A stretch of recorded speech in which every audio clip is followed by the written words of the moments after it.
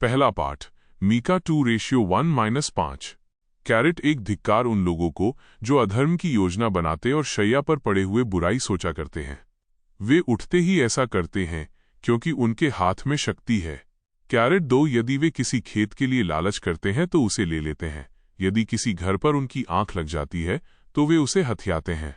वे मनुष्य और उसके घर को, मालिक और उसकी संपत्ति को अपने अधिकार में कर लेते हैं। कैरेट 3 इसलिए प्रभु उन लोगों से ये कहता है मैं तुम पर एक ऐसी विपत्ति भेजने की सोच रहा हूं जिसका भार तुम अपने कंधों से उतार नहीं सकोगे और फिर सीधे होकर चल नहीं सकोगे। यह तुम्हारे लिए घोर संकट का समय होगा। कैरेट 4 उस दिन लोग तुम्हारे विषय में उपहास का गीत गाएंगे और तुम लोग इस तरह विलाप करोगे हमारा सर्वनाश हो गया है। प्रभु ने अपनी प्रजा की भूमि को विदेशियों को दे दिया। उसने विधर्मियों में हमारे खेत बांट दिए। कौन हमें हमारे खेत लौटा सकेगा? कैरेट 5 तब कोई नहीं होगा जो चिट्ठी डालकर तुम्हें प्रभु की सभा में विरासत दिलाएगा।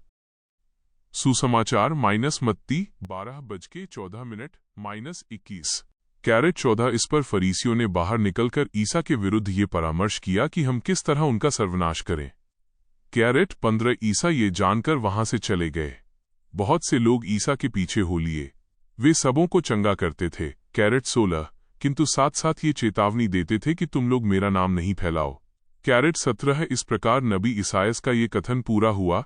कैरेट 18 ये मेरा सेवक है, इसे मैंने चुना है, मेरा परम प्रिय है, मैं इस पर अति प्रसन्न हूँ। मैं इसे अपना आत्मा प्रदान करूंगा और ये गैर यहूदियों में सच्चे धर्म का प्रचार करेगा। कैरेट 19 ये न तो विवाद करेगा और न चिल्लाएगा और न बाजारों में कोई इसकी आवाज सुनेगा। कैरेट 20 ये न तो कुचला हुआ सरकंडा ही तोड़ेगा और न धुआंती हुई बत्ती ही बुझाएगा जब तक वो सच्चे धर्म को विजय तक न ले जाए। कैरेट 21 इसके नाम पर गैर यहूदी भरोसा रखेंगे।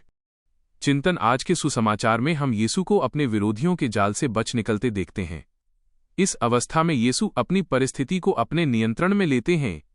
बहुधा हम उन लोगों से मिलते हैं जिन्होंने हमारे मन की शांति ही छीन ली है। ऐसी परिस्थिति में हमें आशा का निमंत्रण दिया जाता है।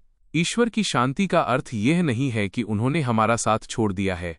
ऐसी परिस्थिति में वे परिवर्तन, पुनर्मिलन और उद्धार का द्वार वे हमारे लिए खोलते हैं। ये हमारे घावों को भरने का समय है जो शायद हमारे व्यक्तित्व को लचीला बनाने का कार्य करता है तथा हमें एक नई दृष्टिकोण प्रदान करता है। हमारी कठिनाइयां हमारे लिए एक नई परिस्थिति लाती है, पर हमें सिर्फ उनकी इस योजना में शामिल होने की आवश्यकता है।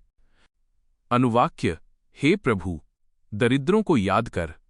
स्तोत्र 10 1-4 7-8 14। जय घोष हालेलुया। ईश्वर ने मसीह के द्वारा अपने से संसार का मेल कराया और उस मेल मिलाप का सेवा कार्य हमें सौंपा है। हालेलुया।